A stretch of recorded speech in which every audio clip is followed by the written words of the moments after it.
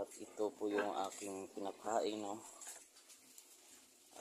Isang sakong grower pellets at saka isang sakong palo or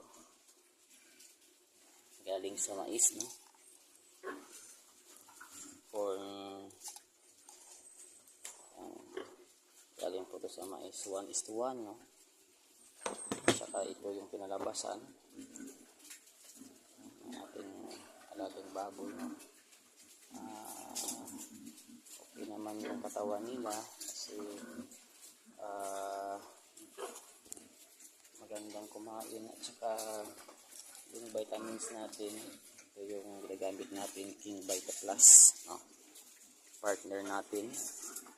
Start po ako nag-alaga ng baboy year 2021 o 2020, no? 2020 na start po ako hanggang ngayon 5 years na po, no? Nag-aalaga ako ng aking baboy, no? Ito yung partner ko sa akin vitamins, no? Ito yung una kong inahin, ito yung pinanggalingan ng lahat. Ito yung nanay nila, mga 6 paritina, no? Kaya 7 na yata ito, no? Anak din. Ito yung anak niya, yan, 2 paritina po yung sa July. Ito first pa lang, no? Hindi pa lumalandi, no?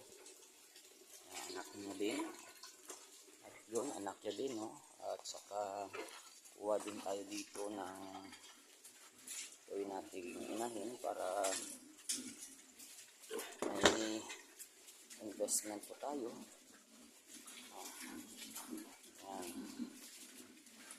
Salamat po sa Panginoon sa biyayang binigay niyo po sa atin.